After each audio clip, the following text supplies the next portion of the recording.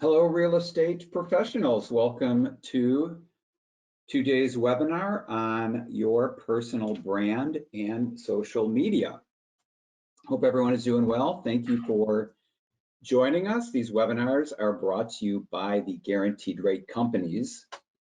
My name is Kurt Klaus. This is the March edition of our Agent Advantage webinar series. Two very popular topics today with agents: how to build your personal brand and how to improve or create a successful social media strategy. So again, glad you're here. Whether you're an experienced agent or a new agent, regardless of your age or the age of your database, and I know everyone out there is at a different level of social media expertise, from zero or not doing it yet to the very savvy. So we'll try to cover the gamut from top to bottom. Our goal today is to help you attract more people, engage with them, help you stand out, and just kind of be more personal with your clients. As we all know, being a realtor is not just transactional, it's personal. And a recent NAR survey I just saw listed social media as the #1 way to get quality leads among agents. So we know your audience is using it, everyone's on it, it's free. So again, our goal today is to provide tips on what to use, how to create it, where to use it. We have 3 great guest speakers today, so excited about today's webinar, and I am glad you joined us. Again, these webinars are brought to you by the Agent Advantage website. If you are unfamiliar with Agent Advantage, it is proprietary to the Guaranteed Rate Companies. It is no cost. We built it to make your life easier, to help you look good to your clients and grow your business. There's 3 main pillars of Agent Advantage. If you want to go and check it out, it has 1, technology. There's a referral piece and a loan status dashboard to track your deals, connections to our Guaranteed Rate seamless digital mortgage experience. There's a coaching series in Agent Advantage, and there's also an entire marketing platform. We use the Total Expert marketing platform that has tons of flyers and websites, lead capture apps. Agent Advantage is agents.rate.com. We actually have a version for all of our companies for Guaranteed Rate Affinity and also Proper Rate. So check out Agent Advantage if you are not already part of that system. So we have a lot to get to today. Before we jump in and before I introduce our guest speakers, we wanted to do a quick survey poll, 1 quick question to kind of gauge our audience so we know who we are talking to. So if you don't mind, Danielle is going to add a quick survey question and take 2 seconds to give us your level of expertise. So the guest speakers I will soon introduce will have an idea of the level of experience that you all have. Again, people I know from I gotta start doing social, I'm not in the game, to very, very advanced. So maybe Danielle can give us a quick recap for everyone on the call if those votes are coming in. Oh, right on. So most right in the middle, we've got almost a third that are beginners. So super interesting, very valuable information. So again, for all of those 3 groups, regardless of what you voted for, we will have something in this webinar for you. I think I will introduce everyone together and then let the, Shauna carry on and bring in the other guests. But first off, we have Shauna Gleason. Shauna is a creative social media expert and strategist. She Hi. has over, hi Shauna, how you doing?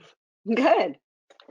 How's everything on the noise front? We were on alert for some exterior building construction in the Brooklyn area today, but it sounds like everything is peaceful. Everything is peaceful, and hopefully it will remain that way for the entire call. Great to hear. Shauna, before she joined Guaranteed Rate, she came over from Forbes, where she built and directed the social media department there and managed a social community of over 40 million followers.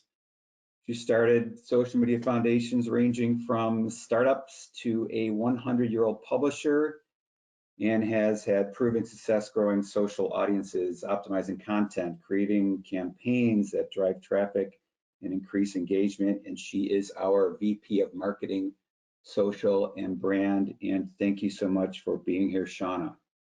My pleasure. Also, we have our very own John Cole, who will cover the entire process on the production side. John did a past Agent Advantage webinar that went really well. It was how to shoot your own video walkthrough tours with just your iPhone. So John is not only the director of our video production here at Guarantee Rate, also talented of all things media, photography, TV, and he will jump in with Shauna to talk about the production side with tips on how to shoot your own video content. John, how you doing? Good. I'm super excited for this talk, and yeah, I'm just kind of prepping. We've got a shoot tomorrow and Friday with Ty Pennington, so a lot of moving pieces, but yeah, super excited to be here. Busy guy. We have tons of stuff going on with our video team. And how many people are on our team, John? I want to say there's about 10 at this point. So big team, lots going on. Yeah. And John will share his insight on how to do it yourself. Today, everyone is doing it on their own phones. You know, the days of bringing in video teams to shoot things are kind of gone. So great, and we're thankful to have John here. And then we also have a fellow realtor who is living proof of the power of social media, Mian LaValle. Hi there. Mian, thanks again for joining us from the Boston, Newton, Mass area. How are you? I'm good. Thanks for having me. Thanks for being here. Mian is the senior partner with the Wilson Group, and they're one of the top teams in Newton, Mass. And Mian will share kind of how she got started and what she did and is doing currently to kind of generate leads and scale her business. There is a top agent series in the Agent Advantage website, and I was lucky enough to go out to the Boston area a couple of years ago and meet and interview Mian in person. And not only is she a successful agent doing cool stuff, but she could not be any nicer. And again, thanks for being here, Mian. We appreciate your time. Thank you so much. I'm so excited. And for everybody, we do these webinars live. So if you have questions for any of the three guest speakers, please enter them in the questions box there in your GoToWebinar, and we will get to your questions at the end. We'll have a little Q&A. So please ask questions. We'll get to them. That's why we do these live. We love to hear from you live in real time. And I'm going to start with Shauna. Again, don't have to emphasize enough the power of social media from beginners to experts. So without further ado, Miss Shauna Gleason. Thank you, Kurt. And thanks all of our, to John and Mian for being here too, to help us in the expertise of what they do as well. And so to start out, I wanted to take everyone through some staggering social stats. I don't know if everyone is aware of how many users the platforms have and social media generally has. So about 45% of the population uses social media. So that's approximately 3.5 billion people. And if that alone isn't a reason to push you towards marketing yourself on your business on social media, I don't know what will. And about 70% of marketers believe social media marketing has been somewhat effective to very effective for their business. And even if it's somewhat effective for your business, I still would consider that a win. And 2/3 of adults use Facebook, and there are 500 million story users on Instagram.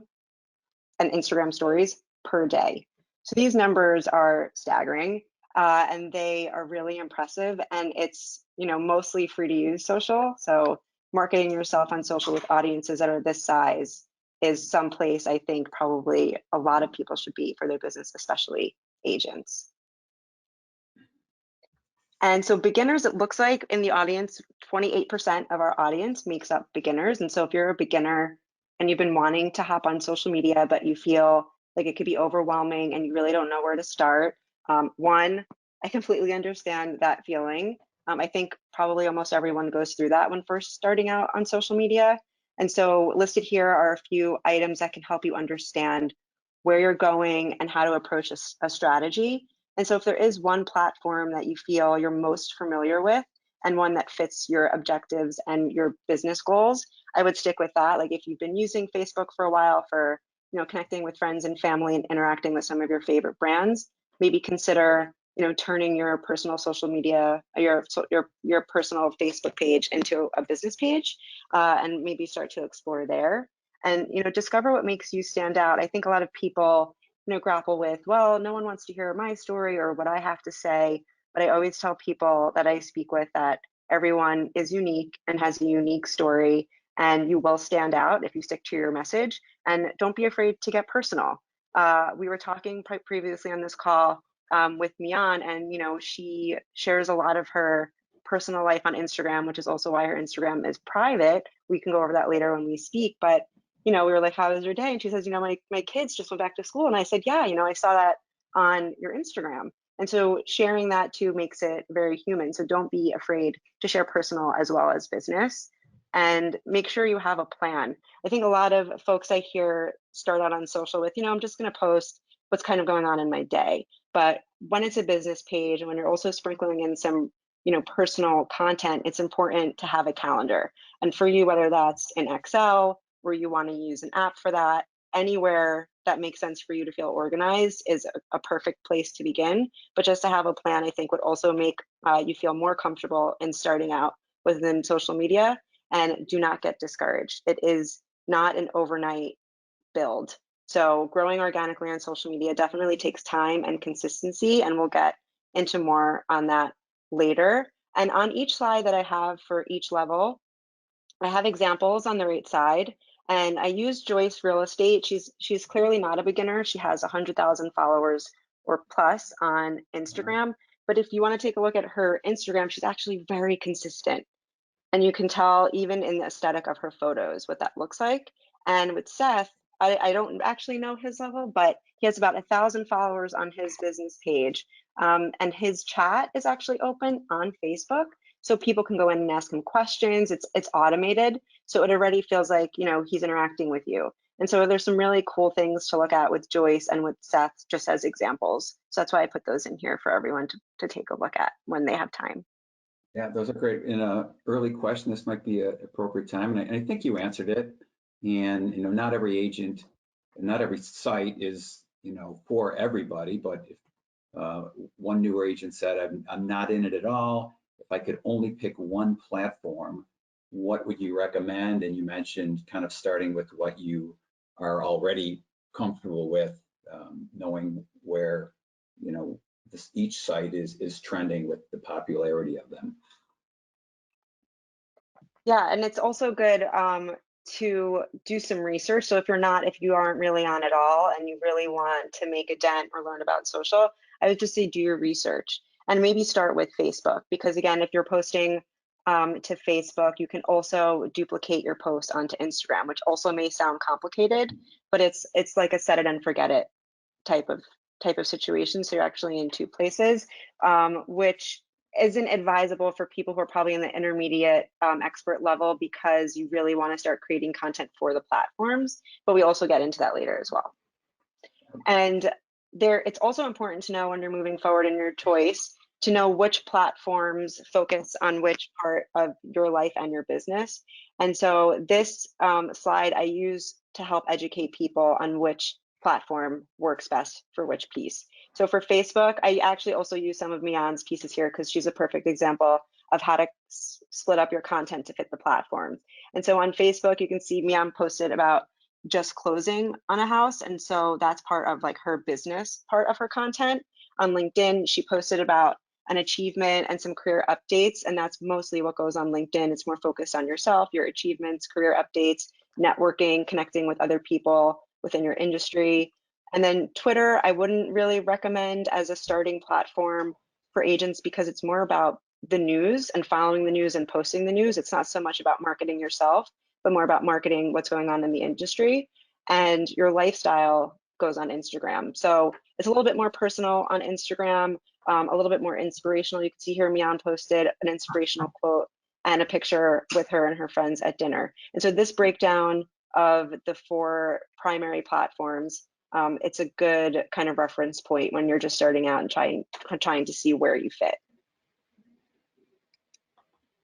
Great, sites look good, man. Thank you. And I just think I'll jump in super quick here if that's okay. Of course. Shauna, because it was interesting because the women in the photo on our Instagram for that quote, they were all top producers in Boston. That I had an outdoor socially distant al fresco dinner, so we could just all game plan on how we could weather this COVID situation, but also share ideas and tips. And so I think almost just as important as showing your life, it's also showing your previous and past clients that you intermingle and interact with the your competition many times, and that there is really no breakdown and barrier, that we're all trying to get everybody into a great house. So it was powerful in that way too. That's great. And the intermediate users who are on maybe multiple platforms or are very familiar with social media, which looks like it's actually approximately 64% of the people on this call, there are some ways that you can grow, even if you already feel like you've grown and you want to expand. You start identifying which platforms you could make either an extension of what you're already doing, or perhaps there's a platform that lends itself better to inspirational content that you've been wanting to create, or more video content, or connect on a more personal level with your fans. So you can start using more calls to action. And a call to action typically in like the social or marketing industry is called a CTA, and it's calling an action to your followers, like, follow, share, and that typically tends to get people to engage more with your content, include more inspirational messages. And using platform features is also a great way to expand your content. So previously I had said that I think it was Seth on Facebook uses the Facebook Messenger bot to engage his audience, but on Instagram, for all the intermediate users, I'm sure you're aware of Reels and Stories and IGTV. I would definitely encourage you to start using all of those features if you're at the intermediate level. And I'm sure you also have a hashtag for your brand, and you're using hashtags that are industry appropriate and relatable. And again, I'm going to keep saying, I'm going to be consistent with saying be consistent, because it's probably the most important piece of success on social media.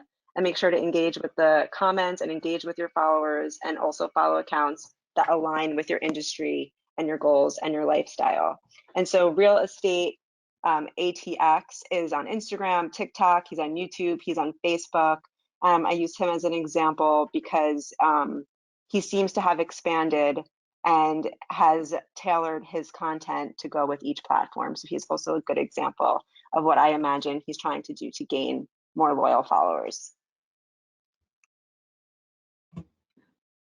And the next slide, there are, I think going back, yeah, for the experts, who are about 9% on the call, your following is probably starting to grow, and you're feeling like you're truly understanding your audience and what they like and how to engage with them. And it could be time also to expand to other platforms. So start exploring. And you can host some virtual social events on the platforms. Think about expanding your reach by starting another platform, and partner with people in the industry to bring your networks together and to expand your networks, and do your research. I always tell people that there are emerging platforms all the time and emerging features. For some experts, I don't know if you've heard about Clubhouse, that recently launched and now has about, like, last I read, about 10 to 11 million users just after launching. It's a voice-based social media app.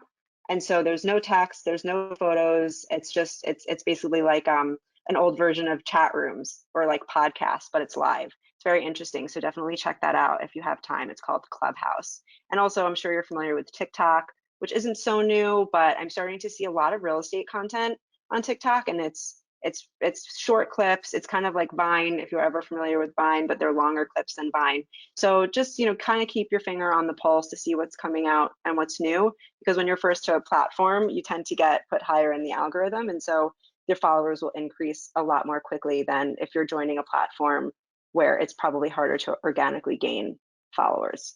And then I use examples. Yes, go ahead. John loves TikTok, and I'm seeing it more and more for real estate too. Ever since I met you in the fall, so every time I see another realtor, I think of you with TikTok. Yeah, TikTok it's like I feel like I need to warn everyone that it's very addictive. Like you will download it, you'll look at it, and you'll be like, I don't get it, I don't want to look at it, and then 2 weeks later you'll open it and you won't ever close it again. So just a warning there about TikTok. I have to put like a time limit on mine. It locks me out after 45 minutes. So that's my story about TikTok. And then creating the content, this goes probably across all levels, and each level will use this differently, but video is definitely king across all platforms. So the photos of listings, your community, like the great dinners that you can share are awesome, but what's better is video content. So, like I said, I was talking about the algorithm, and if for those who aren't familiar, it's kind of like on the back, to explain it simply, it's on like the back end of these platforms, how they choose what to post in people's feeds and what goes at the top of people's feeds. And so, a while ago, Instagram decided that they're not going to do it like in order of time posted, they're going to do it in order of popularity. And so with the videos, they tend to favor videos as content to put in the feeds higher above anything else. And if you post a video, you're more likely to be placed in your followers' feeds. And the same goes for using platforms' newest features, like I mentioned before, Reels and Stories and IGTV. When you adopt those new features quickly, the platforms are looking for people who are publishing that so they can use it as examples to get other people in on the new features. So you definitely want to be part of that group. And then creating content that is native to the platform. And native to the platform means posting within the app, in the Instagram app or on desktop on Facebook, as opposed to filming a video and then uploading it. I think like some people can probably tell the difference. So it's best to do it natively. And if you can't, that's fine. You can still upload, but it's probably best to do it natively. And, Instagram offers, again, multiple ways to engage your audience using video. And each platform also allows various dimensions to be posted. So in some cases on Instagram, you'll see a lot of vertical types of videos. For stories, it's vertical. For Reels, it's vertical. Even live and TV are vertical. And then you see on Facebook, LinkedIn, and Twitter, it's horizontal. So you can still do horizontal on Instagram. It just won't look like it's native to the platform, if that makes sense. And to talk more about video and dimensions and tips and tricks, I have John Cole, who was introduced in the beginning, to speak more on that. Again, he's Guaranteed Rates Director of Video Production, and he's going to go into a little bit more detail. Hi, John. Hey guys, thanks Shauna. Yeah, so personally, if I'm an agent, I would just use my phone. Phones are awesome these days, shooting video, shooting audio, and the nice thing about it is you're always going to have it. You can buy a nicer camera that's $2,000, $3,000 with nicer lenses, but it gets pretty pricey, it gets more complicated. Definitely if you're a beginner, I would, if I were an agent, I would just use my phone. The one piece of gear that I would definitely get would be something like a gimbal. The nice thing about a gimbal is it provides a nice, more sophisticated floating look to it compared to like a handheld shaky look or on a tripod. There is a gimbal, for those that aren't familiar with it, is a handheld stabilizer that creates, like you said, that floating look, and they're becoming more popular now. And a small handheld one, and on the right hand side there is easy and cheap. Yep. The other nice thing is they keep getting better and better to use. The setup is super easy. The one that we have linked here, you just strap something around your phone and then it's magnetized, so you can easily put it on the gimbal super quick. And again, you can do it horizontal or vertical very easily. Yeah, another piece of gear that I would consider to get would be a little tripod for your phone, especially for like longer videos. If you're, giving more informational videos that would be over a minute, I would definitely consider getting a tripod for your phone. There's plenty of options out there with Amazon, and yeah, if you are to get a light, I highly recommend getting a beauty light. It's inexpensive and it'll add a nice quality to your image for sure.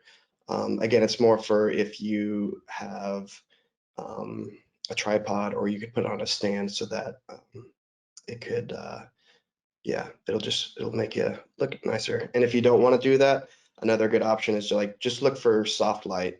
A great spot for that is by a window, as long as the sun isn't directly kind of shining into the light or into the window. That's always a nice soft light to light people as well.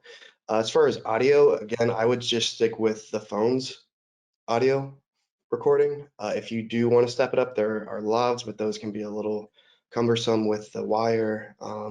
There's mics that you can put on the phone itself. But if I were an agent personally, I would just use the phone's audio. Another piece of gear that I would probably get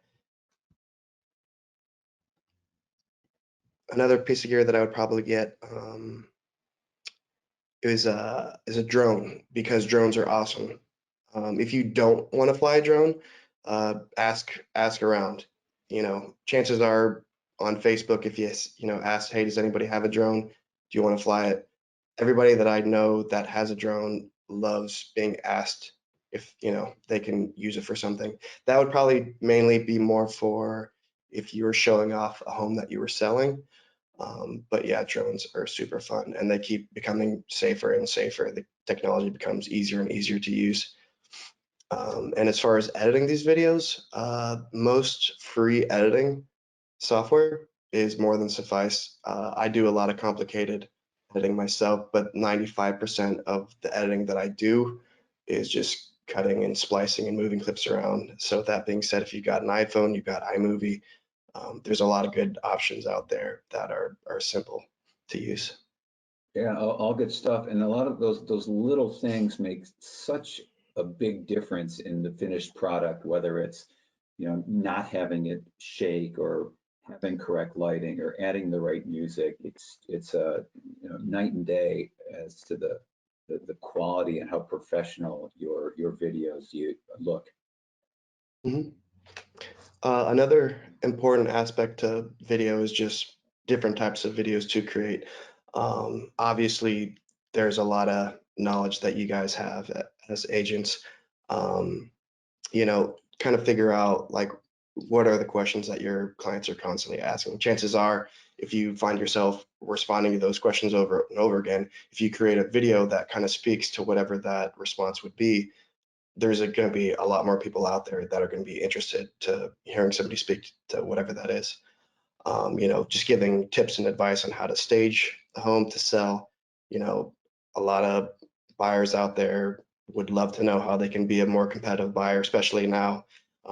There's a lot of questions that they have that they don't know, that I'm sure a lot of you guys would have tips for. There's a lot of misconceptions that people have, if they're a buyer, as far as 20% down, renting versus buying, and the list goes on and on. Another great type of video that an agent can make is doing a tour of homes that you're selling. This would be a great opportunity to use a gimbal to kind of show off the home. A simple formula that I would recommend if you don't know where to start with something like this is just do a simple intro of yourself, showing the home, show the 3 best locations, show and talk about the 3 best features, and end the video with a simple call to action. How can people reach out to you about the next steps?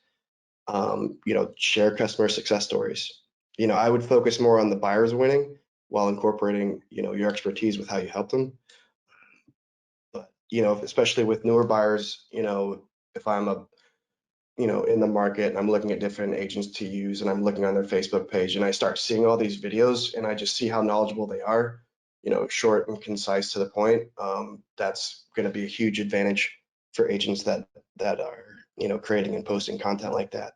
do potentially like an interview with a buyer. Like when you get into the mindset of a buyer, like there's just a lot of things that they don't know, and they're scared about a lot of things. So to hear a buyer talk about the process, what they're confused about, how they overcame those challenges, I feel like that would connect with a lot of people, as well as market updates with, interest rates or whatever else. And yeah, just create these, short videos of how you help the client uncover something, and making you the hero would, Yeah, I think, be a I good. love the walkthroughs. Not only is it a way to put you in the video and get your, your name and your personality out, but even if you're not looking to buy, everyone always wants to see the inside of a home that's on the market or that's sold in their neighborhood. So those are popular and get shared often. Yeah, I would say Mhm. those are probably the most popular videos that I see going viral on TikTok because it's something like, what $750,000 can get you in Soho. And I'm like, well, yeah, Mhm. let's see what that looks like. Let me have some, something to push me, like, well, I want that apartment or that, that brownstone. And so those are typically like the most viral videos I see on TikTok, or those really short walkthroughs, or like 60 seconds. That's it. People just love Totally. seeing kitchens and what the type of design the interiors have, and everything else. Yeah, it's a great little escape, Totally. like, oh, you could just pretend to live there for 60 seconds. Yeah. Yeah. Mhm. Totally. Yeah, and on that point, shorter videos across the board are better. Try to focus on one specific topic or tip per video. Obviously, you guys have a lot of knowledge. You could easily talk for 20 or 30 minutes about a wide variety of, different things, but I would just simplify it and just, shorter videos are better. And chances are, if they watch, a video that's 30 seconds or a minute and they found it informational, they're going to click on the next video that you have. A tip for audio: before you start shooting, just stop and listen. Can you hear construction? Is somebody mowing the lawn? Is there a TV on the background? The refrigerator, is the heat or AC on? Plenty of times we'll turn the AC or heat off while we're shooting, or in the same thing with the refrigerator. Another big tip is just like see what other people in your industry are doing. I myself constantly do that. It's not about stealing what somebody's doing. It's kind of just taking, a technique and adapting that into whatever it is that you're creating. I still constantly do that. Um, yeah. Another huge thing is like, don't worry about making the perfect video, like analysis paralysis. Like one of the biggest hurdles that most people have is like, they're just worried about making the perfect videos. They're thinking about everything, but just simplify it. Just focus on something short and sweet and just make it. One of the things that I still do is, once I am working on a video, not every video, but still the videos that I have been spending more time on and that are more important, is I'll show it to a few different people. I'll show it to my wife and friends, and you know, a lot of times you'll get too familiar with what you've shot and what you've put together. So to get some fresh eyes on it and some new opinions, like that can go a long way. And if I like something, but three people pointed out as something that bothered them, I change it every time, because chances are they're right, I'm wrong. Another big aspect is, video content is king. You know, I will listen to a lot of informational videos and podcasts on finance, and a lot of it doesn't sound or look perfect, compared to like somebody reviewing a camera or a lens, somebody in my industry. But inevitably, I just care what they're talking about. So it's the same thing with, can you spend over, $1,000 on a camera easily? You could easily get, $5,000, $10,000 cameras. But inevitably, the most important thing is like the content itself. Like I love comedians in cars. Is it shot well? No. It's like it's overexposed. Like it doesn't matter. Like it's hilarious. Like the people that are on there are hilarious. So I recommend people focus on that. And the last thing is just like have fun. If you're trying to create videos and you're doing it as a chore, you're annoyed by it, chances are like that's going to come across. Like video should be fun. Have, a good time with it. Is it the same as talking to a person? No.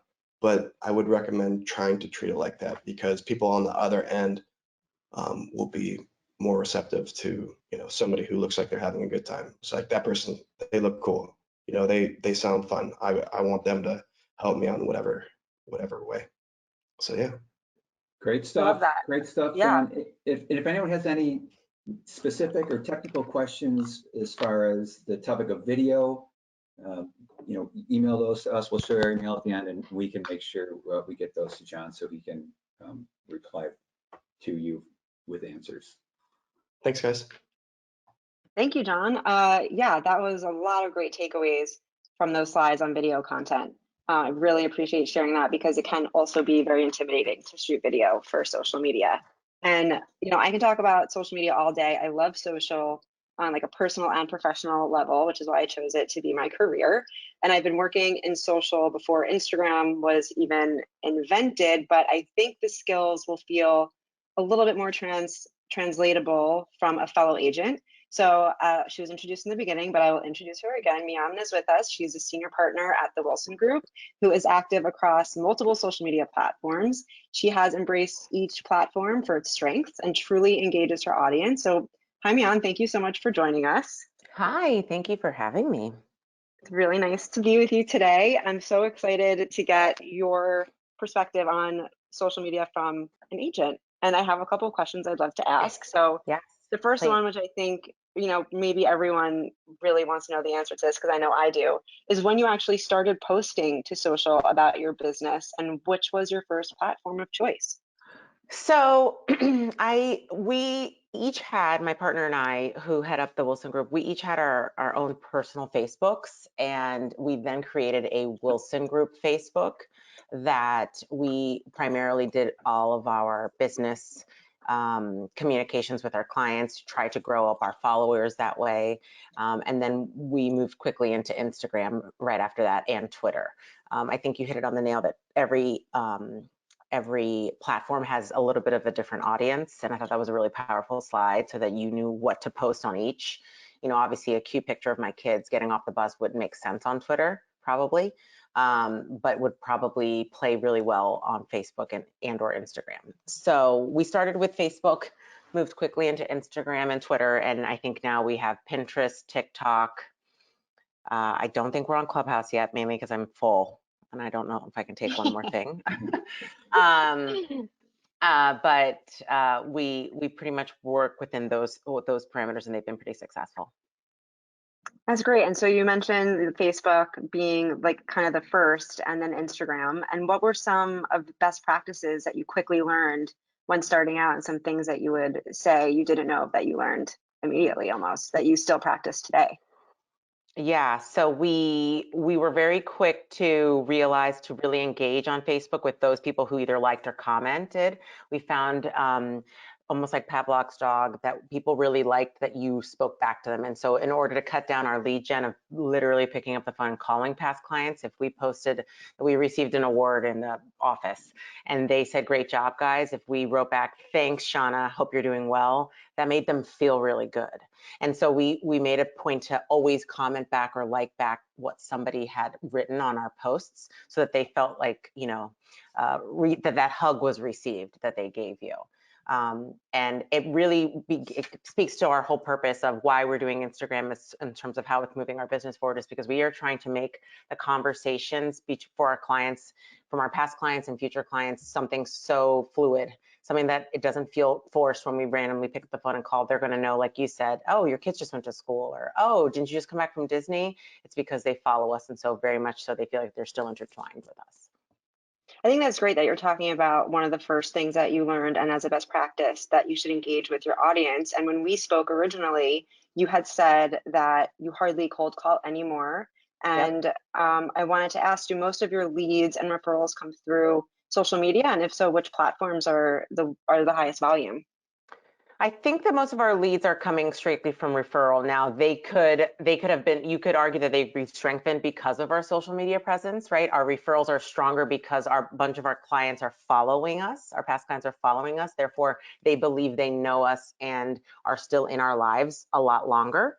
And it's a lot easier for them to stay in contact with us, and vice versa. So I would say maybe 80% of our business has something to do with social media. And I think you mentioned earlier in the call that, you know, a lot of business is happening.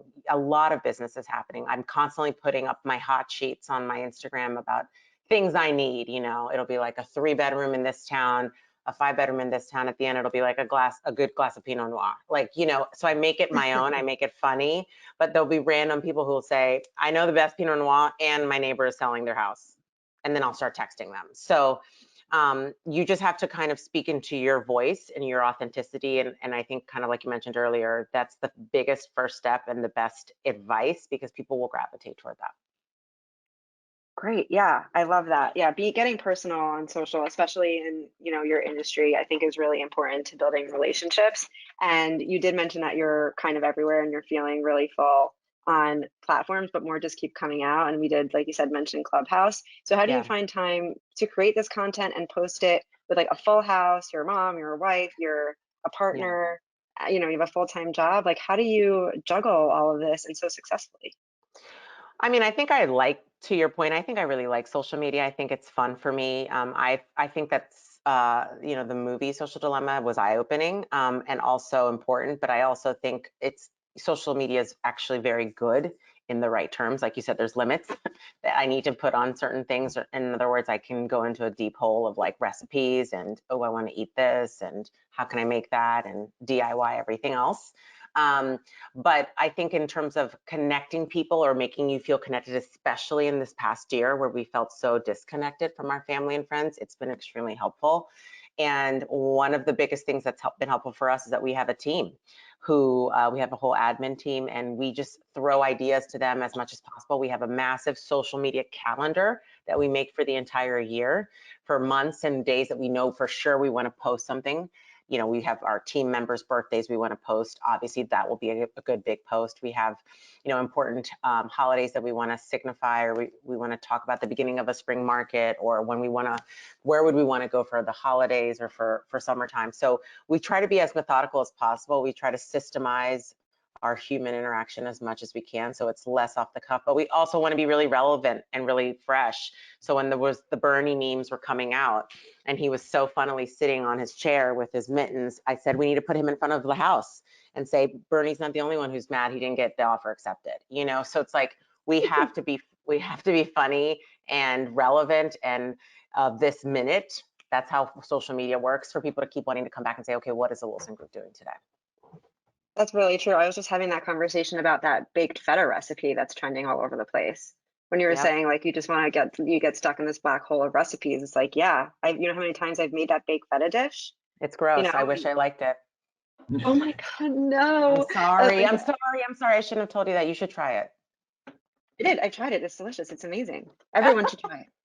Everyone should try it. But yeah, it's like things like that. Like if you're like, I don't know, if you're trying to sell homes, like, you know, the baked feta tastes better in an owned kitchen. I mean, I don't know, but just kind of being relatable and things that are trending is always kind of funny and shows your audience that you have, you know, your finger on the pulse. And so it seems like you've grown your audience from engaging with them to being personal and being on trend. Would you say that's contributed to how you've grown your following organically? Are there any other things that have worked? Because I know, like, especially beginners, when they start out, it can be very frustrating that you don't see your following, you know, going up because you're posting and sometimes it goes up and then it goes down. So how do you maintain that growth?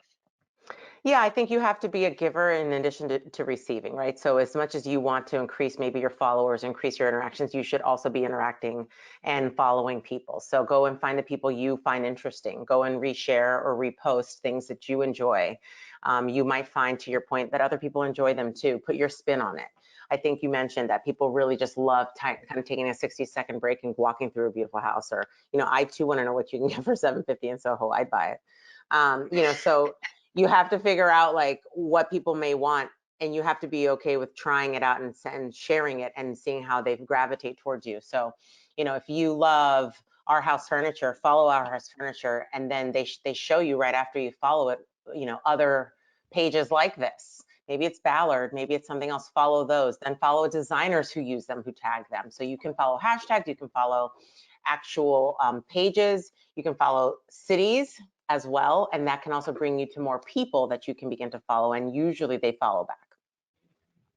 Yeah, great advice. Yeah, there's a lot of you followed this, so maybe you'd be interested in this going on in Right. social media. They get you that way. You know, that's kind of Oh yeah. how it works. It's a social dilemma, right? Which also I need to add that that movie is like, that documentary is extremely terrifying. Yes. In addition to great. Yes. And so speaking of getting personal on social media, you have a private account on Instagram, and we talked about that a little bit. And so people are reluctant to share their personal life on their Instagram, you know, because they have potential clients. Can you talk about your decision making behind that and how it's benefited you? Yeah, I think I have a private because it's always been private. I have released the reins, so to speak, on who's allowed into it. And that sort of happened organically over the past 5 years when I realized that the more we would friend, quote unquote, our clients and past clients specifically, the more our business would grow. And it was something I just didn't want to do at first. I was like, I just want to post what I want to post and I don't want them to see, but that's not the business I'm in. I want everyone to know my name, know my phone number, and know my life, because I want them to gravitate toward it, so they want to call me first if they want to buy or sell a home, or if they think of real estate. And so it really started growing when I realized that I was losing out on referrals, because I'm originally from the DC area, because nobody thought that they would reach out to me, who now lives in Boston, when they wanted to sell or buy their condo in the DC area. And I was like, that's crazy. So I had to start communicating about that everywhere in the country, in the world, I can connect you with someone great.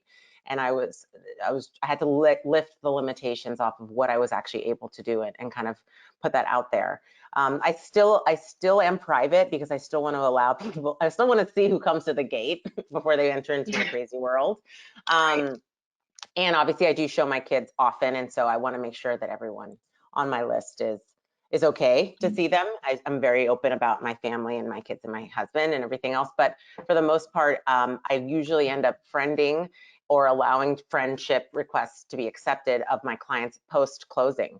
And I do that on purpose, because I usually think that, and maybe it's paranoia, that I don't really want them to see what I'm doing during their transaction, because I don't want them to scrutinize. If I'm at the pool with my kids one summer afternoon, why am I not, you know, writing up an offer for them or something like that?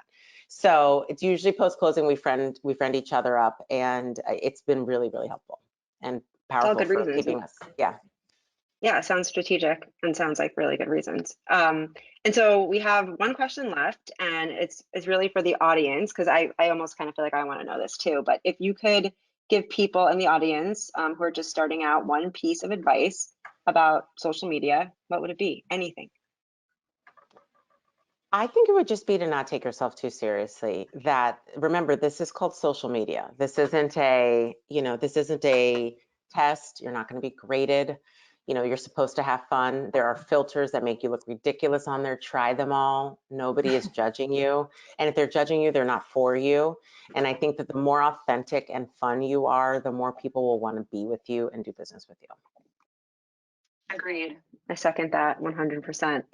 And so thank you for being here and chatting with us about this. I think it was really helpful and insightful and much appreciated. And for the audience, if you'd like to follow or get in touch with Mian, we have her social media links in the chat. So you won't be able to see her on Instagram, but you can certainly shoot her a request, because she is private, but you can check her out on Facebook and LinkedIn as well. And she will also be staying on, as will John, to answer questions at the end of the session.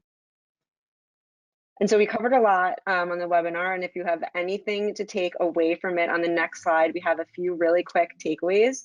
And so again, it may seem like a lot to manage at first, but you can do this and definitely have fun with it and be yourself, which John and Mian both said as well. And choose one platform if you're just getting started. Don't get overwhelmed with trying it all. Start small and start simple, so you feel like it's something that you can maintain and be consistent with. It takes time, which is why you need to be patient and consistent, and do your research and be the first to try new things. Don't be afraid to try new things. You can always delete a post. If you try it out and you're like, felt good in the moment and, is not right, you can always delete it and take it down and do it again. And then, some resources and some other key takeaways if you're just starting out: some profile dimensions for Facebook profile, Twitter, LinkedIn, Instagram, Pinterest, and YouTube.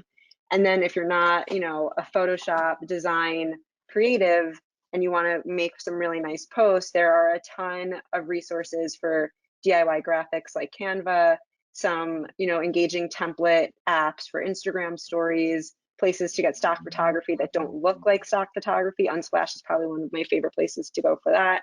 And Mojo is a little advanced. It's kind of like Unfold, but it can help you make your Instagram stories look really engaging. And that is all we have on the social media front today. We have time for a Q&A. And so if people want to throw some questions into the question box, John, Mian, and I will be here to answer anything you have in the remainder of the 10 minutes that we have. Yeah, Thank you all so much. Thank you. Thanks, girls. I'll start with one I got received for Mian, and then maybe I can alternate with Danielle, and we can fire some questions at these guys. You did mention you do an annual calendar, which doesn't surprise me because the plan is so important with anything you do in life. But the question is, do you have a daily, weekly, or even time of day posting cadence with your social? And then also, do you have any goals, pieces of content or number of followers or percentage of business that's aligned with your social media plan? Great question. We typically try to post between 9 and 11 a.m. if we're going to try to maximize our likes or followers, eyes on it. And then again in the evening time, because that's when people are back on the couches scrolling. However, most of our admin do log off around the 5 or 6 p.m. timeframe. So you'll see our posts randomly throughout the afternoon and early evening as well. But we have to splash our content post with our, we just closed this home, or we just have a new buyer, or we have a new listing post, which obviously takes precedence. So we have a calendar, and a lot of our posts on the calendar are fillers. So if we have 5 new listings that we didn't know we were going to have when we created the calendar in January, and now it's May, coming on that week or that day, we certainly won't be posting those filler posts, but we can kind of put them in sometime the week following or possibly over the weekend.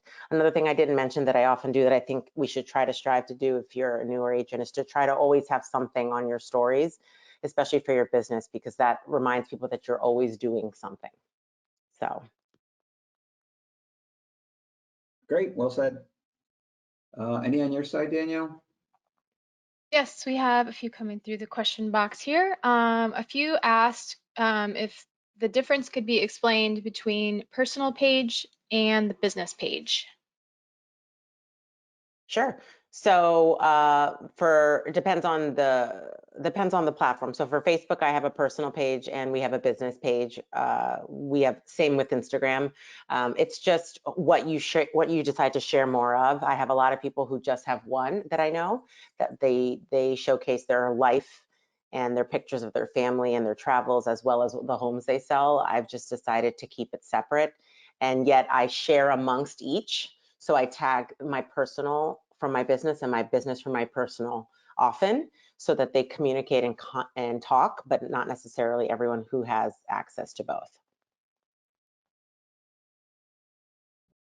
I have one. This, I guess, could be for Shauna and Mian. As a real estate agent, is it worth it to pay for ads, or should I just focus on building organically? Well, Shauna, do you want to take it? Yeah, I would say if you're at the expert level and you know your audience and you know how to target and operate how that works, I would say it's absolutely worth it. Go for it. I mean, you can also hire someone who's an expert in paid social to run campaigns for you. But I would say, you want to have a pretty solid following. And I don't want to say solid because I feel like that's actually like not defined.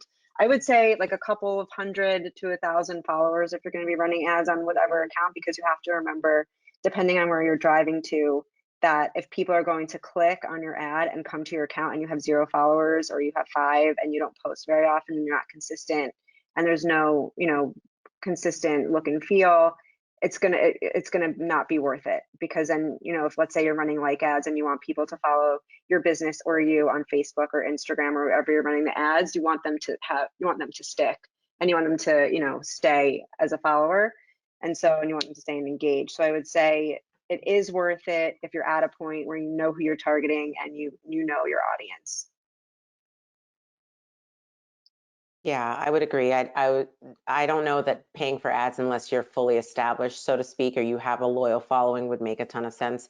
Or if you're trying to break into a market where you're completely clear, crystal clear on what you're looking for. So again, target it. Let's say you want to tap into a certain section of the city and farm that area. That would make a ton of sense. But we've done pretty well organically. And so I would try that endeavor first. Great, perfect, thanks. Danielle, you got another one? Yes, few people are very intrigued by TikTok and are wondering, does TikTok easily upload to Facebook and or Instagram? I would say 100% to Instagram. I am notorious for sharing any TikTok I've seen that I think everyone in the world should see to my Instagram stories. So it actually translates very well. I was actually speaking with one of our VPs the other day who has a YouTube channel, and she actually has employed an intern to cut them her YouTube videos and put them on her TikTok account, and it's been wildly successful, and she has like 14,000 followers on TikTok. So it depends on what you're wanting to share. But I don't know so much about Facebook. I know Facebook has stories, and I really only believe they do because Instagram has stories, and it's the same company. So I don't really know that many people that use Facebook stories. I don't know, Mian, do you use Facebook stories? I don't really. I think our company, our business page uses it because we've selected that option that everything you post on Instagram also gets posted on Facebook. So just right, accidentally, so to speak. Yeah, TikTok has a feature where you go to share and Instagram stories pops up immediately, and then you can share it. It's really, really easy. So yeah, and just go on it. Like just get on TikTok, play around. You can even search by trending hashtag. I even think real estate is a trending hashtag on TikTok because of how many views those videos get. So I would definitely just encourage everyone to check it out. I have one for, I guess, Mian and Shauna. Can you talk more about using hashtags and what should or shouldn't I be doing? I know you mentioned it in one of your slides. That's a good question. So let's just say we're talking about Instagram specifically, for instance. So hashtags are used to make yourself and the content you're posting more discoverable. So if you're not using them, the only people who really see your content are either the people who are following you or the people they share it with, if your content gets a lot of shares. So before I share anything on Instagram, for instance, even if it's from my personal account, or like I run the guaranteed rate corporate accounts for all of our companies, I check to see what's trending. So today I posted a reel about one of our Believe You Will ambassadors, and he had climbed Mount Everest, and he is a blind man and he is incredible. But I went to see, for instance, what's trending, what has a higher amount of posts associated with it, MT Everest or Mount Everest? Because I'm not going to use both because it's repetitive, and Mount Everest had more, so I use that. So anyone who's searching Mount Everest or climber or conquer or believe, that will show up in the feed that they're looking at for the hashtag. So I always research hashtags before I use them. And then the other side of the hashtag coin is creating your own so that you can group your own content together. But I also think that goes probably hand in hand with the paid ad question, which is like, if once you are established and you feel like you have a voice, you'll probably find a hashtag that will just manifest, and you don't really need to think about it too much. If you have to think about it too hard, I wouldn't create a branded hashtag for yourself. So it's really about grouping content together. And like Mian stated earlier, you can actually follow hashtags on Instagram as if they're accounts. So if you wanted to follow hashtag real estate, I'm sure there are a ton of posts associated with it. You would see everything that's being posted under that hashtag if you follow it. Very good. Time for one more, Danielle. Sure, we have a question for John regarding drones and if you need a special license for one. Good question. There's like a basic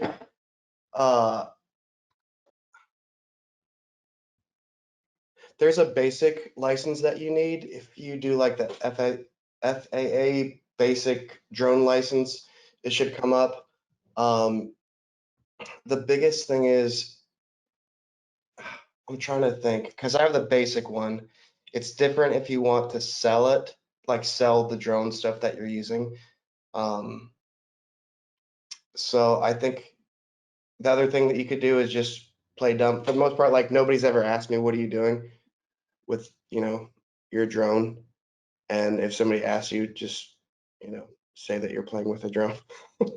But yes, there are more specialized licenses that you would need, but that's something that could be researched. And there is a basic license that you could get online, which I think takes like 5 minutes. They give you like a little test to take or something like that, because you should, have a basic comprehension of like where you should be flying and where you should not be flying. So, and again, like if that's something that you want to do, that's great.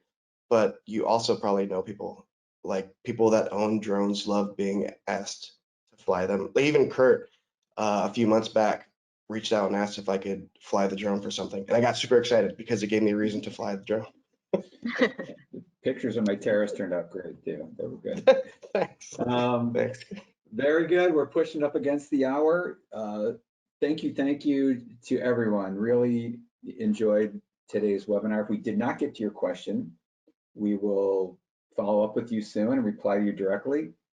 And wanted to mention our planned webinar for next month. We have our renovation specialist, Christine DePape, who will talk about home improvement loan options. And if you have a buyer who maybe can't find their dream home, they can upgrade any home to exactly what they want. So good option and knowledge there with Chris. Hope you join us then.